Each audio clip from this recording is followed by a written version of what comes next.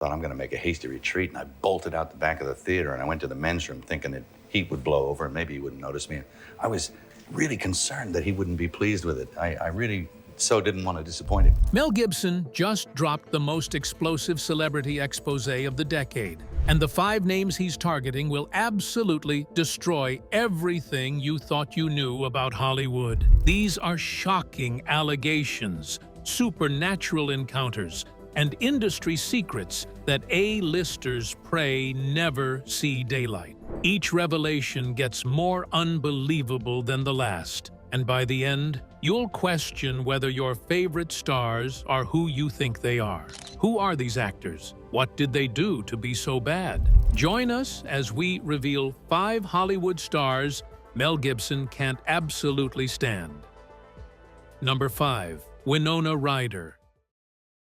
The Stranger Things star detailed an alleged encounter with Gibson years ago at a Hollywood event, as she spoke to the Sunday Times about her experience with discrimination as a Jewish woman in the industry. Hollywood has always thrived on spectacle and secrets, but every so often, a story surfaces that feels heavier than the usual swirl of gossip. One of those moments came in June of 2010, when GQ released an interview that sent a chill through the film world. Winona Ryder, one of the most familiar faces of late 1980s and 90s cinema, opened up about a disturbing encounter she claimed to have had with Mel Gibson years earlier. This was not a vague or throwaway comment. It was a vivid memory, one that carried the weight of cruelty and prejudice that has shadowed Gibson's name for decades. According to Ryder, the night in question unfolded sometime in the mid-90s at a Hollywood party in Los Angeles. Both actors were at the height of fame. Ryder had already carved her place in pop culture with Beetlejuice in 1988, Edward Scissorhands in 1990, and Reality Bites in 1994. Gibson, meanwhile, was not just a star, but a global icon, celebrated for the Lethal Weapon series and his Oscar-winning historical epic Braveheart in 1995. Yet behind the glittering backdrop of success, Ryder recalled a moment that revealed something darker. She claimed Gibson turned to her during the evening and, in front of others, called her an oven dodger, a grotesque reference to Jewish victims of the Holocaust. Ryder, whose father, Michael Horowitz, is of Jewish descent, was stunned into silence. The room, she remembered, froze. A few people looked horrified. For Ryder, it was not a tasteless joke. It was a wound that carried the weight of history, a reminder of the 6 million Jewish lives lost between 1941 and 1945 in Nazi death camps. The cruelty, she said, did not end there. She had arrived with a close gay friend, and Gibson, according to her, shifted his attention toward him, making mocking remarks about AIDS, when the epidemic had already torn through communities in Los Angeles, New York, and San Francisco. By 1995, AIDS-related deaths in the United States had climbed above 50,000 in a single year. To Ryder, hearing such words from one of Hollywood's most powerful stars was more than offensive. It was shattering. In her GQ interview, Ryder admitted those comments lingered in her mind long after that night. They haunted her, she said, and deepened her sense that Hollywood often turned a blind eye to anti-Semitism and homophobia. It was shocking and cruel, she told the magazine. Gibson, she recalled, tried to brush the incident off later as a joke, but for her, there was nothing remotely funny about it. Gibson flatly denied Ryder's account. His representatives insisted the exchange never took place, while Gibson himself claimed that if Ryder had felt insulted, he had attempted to apologize. Yet the denial did not erase the cloud that followed him. Many critics pointed out that his past made her story ring true. That past was not hard to trace. In July 2006, Gibson was arrested for drunk driving in Malibu. During that arrest, he launched into a tirade and, according to the official police report, shouted that Jews were responsible for all the wars in the world. The remark, splashed across headlines, cemented his reputation as someone capable of venomous words. His apology did little to repair the damage. Even earlier, in 2004, his film The Passion of the Christ faced sharp criticism from Jewish organizations such as the Anti-Defamation League. who accused it of promoting anti-Semitic stereotypes. So when Ryder's story emerged in 2010, it did not feel like an isolated accusation. To many,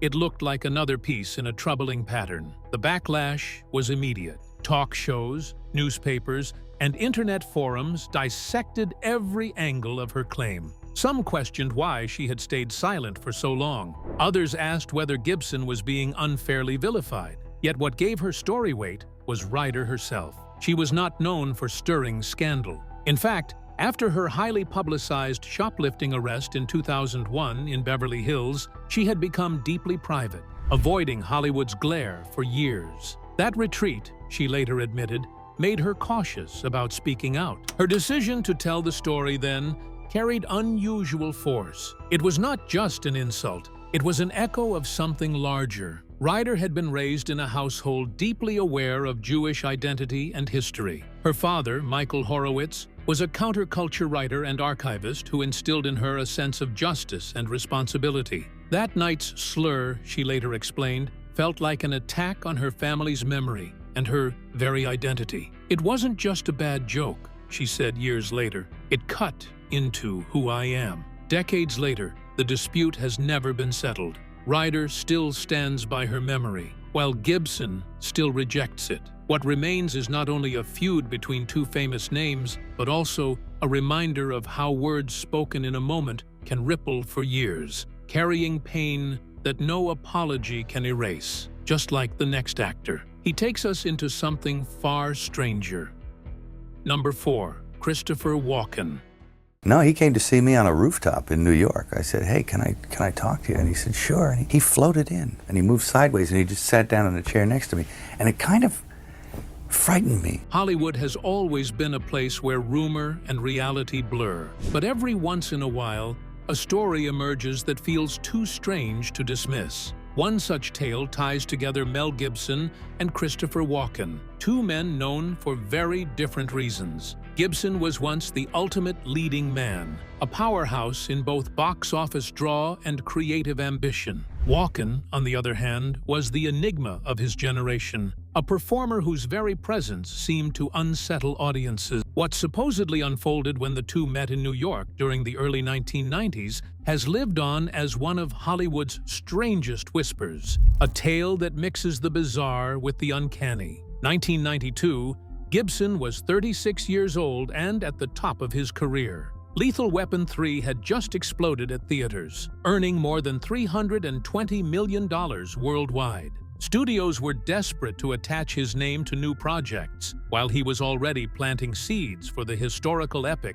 that would become Braveheart 3 years later. Around that time, he became interested in producing a dark thriller. The film called for a performer who could radiate danger and dread without relying on words alone. Christopher Walken by then had won an Academy Award for The Deer Hunter in 1978 and established himself as Hollywood's most haunting character actor. His turns in King of New York in 1990 and Batman Returns in 1992 only deepened his reputation as a figure who seemed almost ghost-like. Directors admired his strangeness, his piercing cadence, and his unpredictable delivery. For audiences, he often felt like less of an actor and more of a presence, someone who belonged on the screen but not entirely of this world. According to people who were close to Gibson at the time, the two arranged a meeting at the Peninsula Hotel in Manhattan on Fifth Avenue. The gathering was casual at first. Drinks, the skyline spread out before them, the usual chatter about roles and characters. But what began as business quickly veered into the surreal, leaving Gibson deeply unsettled. One of Gibson's assistants later described the first odd detail. Walken, he said, did not appear to walk across the rooftop like everyone else. It was like his feet weren't making full contact with the ground. He wasn't floating, but something about the way he moved didn't feel right. Gibson, who had been raised in a strict Catholic household and clung to his faith,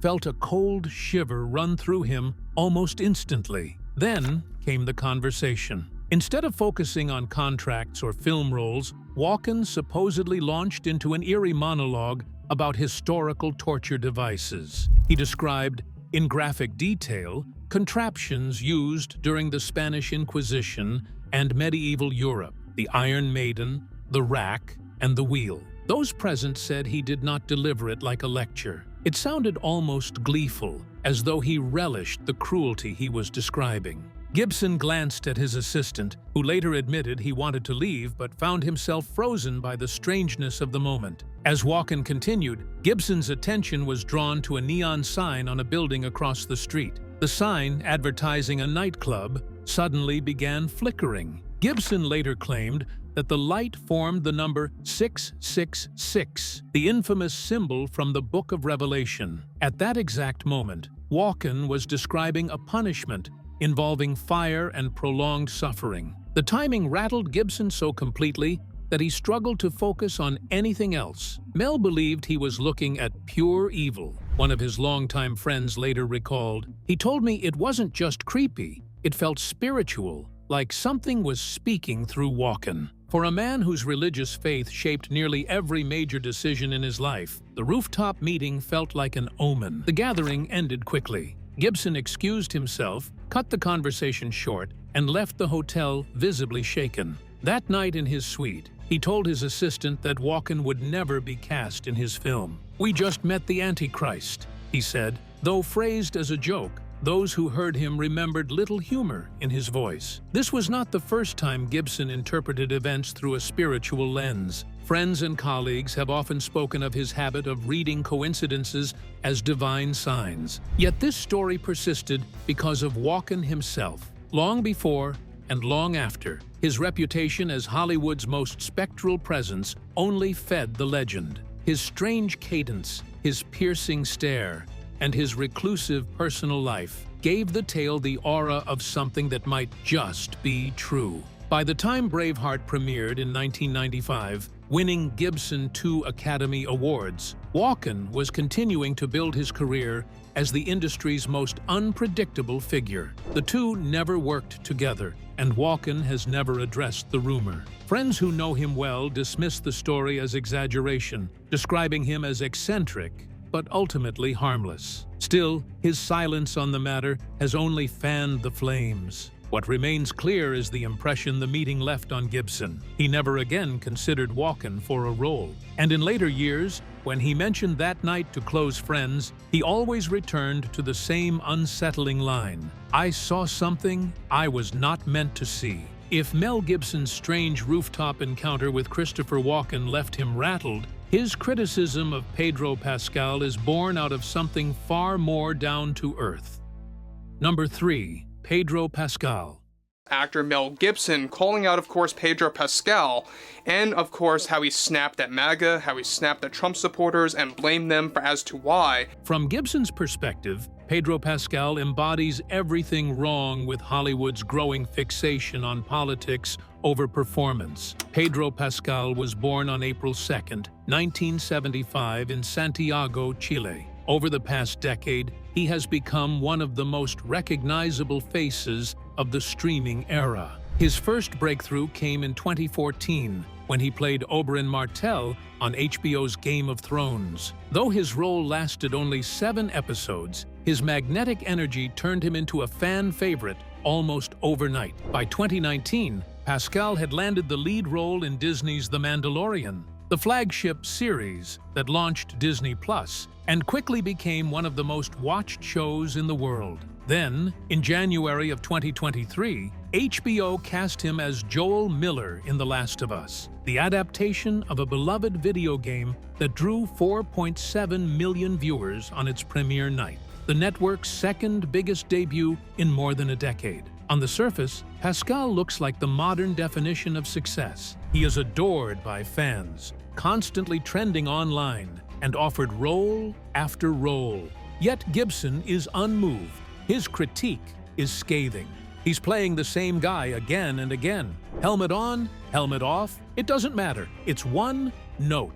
To Gibson, Pascal has built a brand rather than a craft. Whether he is Din Djarin guiding a child across galaxies or Joel shepherding a teenager through a ruined America, Gibson sees the same stoic protector drawn from the same mold. "It's the same trick recycled," he reportedly told a friend. "Hollywood calls it range. I call it laziness." What frustrates Gibson even more is not Pascal's acting, but the way the industry elevates him for reasons beyond talent. Unlike older generations of actors who kept their private lives separate, Pascal has built a second reputation as a political voice on social media. His Twitter account, which counts more than 3 million followers, regularly shares political commentary. In June of 2020, during the height of Black Lives Matter protests after the killing of George Floyd, Pascal posted a message supporting demonstrators and condemning systemic racism.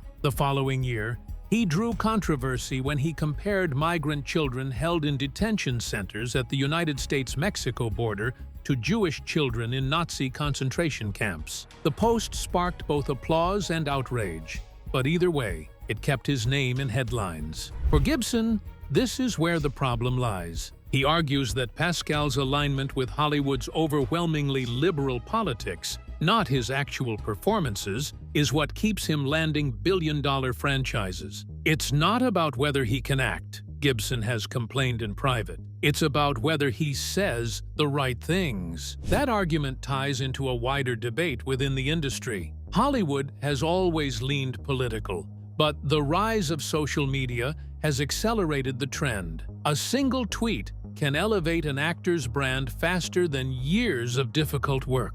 To veterans like Gibson, who came up in the 1980s when careers were measured by ticket sales and longevity, this new reality feels like a betrayal of the craft. The data only fuels his frustration. In 2020, The Mandalorian became the most in-demand streaming show on the planet, generating more than 14 times the viewership demand of an average series, according to Parrot Analytics. The Last of Us later averaged 30 million viewers per episode across platforms, making Pascal HBO's newest crown jewel. Yet even as the numbers soared, critics were split. Some praised Pascal's quiet intensity, while others noted the sameness across roles. In February of 2023, The Guardian described Joel as a variation of the reluctant father figure he has played for years. To Gibson, this disconnect, critical doubts paired with overwhelming studio support, feels like an insult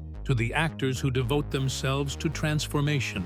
In private, he has contrasted Pascal's career with performers like Daniel Day-Lewis and Philip Seymour Hoffman, men who vanished into characters so fully that audiences forgot who they were. "Those guys disappeared," Gibson allegedly said. "Pascal just tweets between takes, and they call him a genius." Pascal's defenders see it differently. They argue that his consistency is his strength. In an entertainment landscape ruled by franchises and shared universes, familiarity is part of the appeal. Fans know what they are getting, and studios know his name guarantees loyalty. For streaming services locked in fierce competition, that kind of predictability is priceless. Still, Gibson remains firm in his disdain. He believes that casting choices now hinge more on social alignment than storytelling. "They're casting activists, not actors," he once remarked. To him, that shift has hollowed out Hollywood, replacing craft with slogans. Whether one agrees with him or not, Gibson's resentment of Pascal is less about one man than about what he represents. An industry that rewards political alignment and online presence as much as talent. For Gibson, who spent decades fighting to be respected as both an actor and a director, that reality cuts deep. But if Gibson's critique of Pascal sounds harsh, it pales in comparison to the disappointment he felt when a man he once admired, a true Hollywood legend, fell from grace in his eyes. Number 2. Robert De Niro. Mel Gibson just said what nobody in Hollywood wants to admit. He called out actors like De Niro who spend more time preaching than, performing. Back in the late 1970s and early 1980s, Gibson was still carving his path. Fresh from Australia, he stunned audiences with George Miller's Mad Max in 1979 and Gallipoli in 1981. At that time, whenever asked about his influences, Gibson often pointed to Robert De Niro. To him, De Niro represented the pinnacle of the acting method at its most pure, molded by teachers like Lee Strasberg and Stella Adler. Performances such as Travis Bickle in Taxi Driver in 1976, Michael Vronsky in The Deer Hunter in 1978, and Jake LaMotta in Raging Bull in 1980 set a new bar. That last role, Raging Bull, won De Niro the Academy Award for Best Actor in 1981, a triumph made legendary by the fact that he gained and lost more than 60 pounds to embody LaMotta through the years. For a young Gibson, watching De Niro work was a revelation. That's what acting should be, he reportedly told a friend sometime in the mid-80s. Gibson's own willingness to take on Shakespeare's Hamlet under Franco Zeffirelli in 1990 was fueled in part by the benchmark De Niro had set. What Gibson admired most, though, went beyond the roles. It was De Niro's silence. In those years, De Niro was notoriously private. He rarely gave interviews, and when he did, he kept them short and avoided self-promotion. His philosophy was simple: the performance should speak louder than the actor. For Gibson, that discipline elevated De Niro into something greater than a star. He was the craftsman's craftsman. But somewhere along the line, that focus changed. By the early 2000s, Gibson saw a different De Niro. Instead of letting his work define him, De Niro increasingly spoke out on politics. In 2003, he voiced opposition to the Iraq War. In 2011, at a White House event, he made a pointed joke about the idea of a white First Lady following Michelle Obama. And by the 2016 election, De Niro was no longer just commenting. He had become one of the most fiery celebrity critics of Donald Trump. In October of that year, only weeks before the vote, De Niro appeared in a video where he called Trump a dog, a pig, and a con. The clip spread like wildfire on Facebook and YouTube, racking up millions of views. It was not measured or careful. It was pure rage. Then, 2 years later, at the Tony Awards in New York, De Niro strode onto the stage and opened his remarks with, "I'm gonna say one thing, fuck Trump." The audience erupted, giving him a standing ovation, while the remark dominated headlines for days. To Gibson, watching this was like watching a temple crumble. The man who gave us Raging Bull is now doing late-night rants about politicians, he reportedly vented to a close associate in 2019. That outburst at the Tonys, to him, symbolized everything broken in Hollywood, artistry being shoved aside for politics and applause lines. It is not that De Niro stopped working. He continued acting, with major performances in films like Silver Linings Playbook in 2012, which earned him yet another Oscar nomination, and The Irishman in 2019, which reunited him with Martin Scorsese, Al Pacino, and Joe Pesci. The Irishman received 10 Academy Award nominations, a remarkable achievement. Yet even while promoting that film, De Niro seemed unable to separate art from politics. Press tours that should have highlighted Scorsese's craft and the reunion of legends often turned into Trump tirades. For Gibson, this was the ultimate disappointment. He had the world at his feet, Gibson allegedly remarked, and he chose to throw it away to be a pundit. What hurt most was not just the political stance itself, but the shift in priorities. To Gibson, it was proof that Hollywood's greatest icons had abandoned their craft for the cheap currency of outrage. The contrast between Gibson's awe of De Niro's early years and his disgust at the later years could not be sharper. In Gibson's eyes, De Niro's career charts the same decline as Hollywood itself, from a time when actors obsessed over transformation and training, to an era where viral soundbites and Twitter clips draw more attention than performances. The sting is personal. De Niro was not just another actor to Gibson. He was the yardstick. Gibson once admitted he studied Raging Bull over and over while preparing to direct his first film, The Man Without a Face, in 1993. Seeing that same man trade discipline for politics, to Gibson, feels like watching a master sculptor put down his tools and pick up a bullhorn. Of course, not everyone agrees. Many argue that De Niro's activism is not a betrayal, but a natural extension of his platform, a way of using fame to speak truth to power. Supporters claim that silencing actors in the political arena would mean losing voices that often challenge the establishment. But Gibson sees it differently. For him, the work should always come first. Politics, if they must appear, should remain in the background. Watching De Niro flip that balance feels, in Gibson's eyes, like the ultimate act of betrayal. And if losing a hero hurts, Gibson's rage at his next target isn't just personal, it's volcanic. Number 1. Alec Baldwin. Prosecutors have dropped involuntary manslaughter charges against him, at least for now.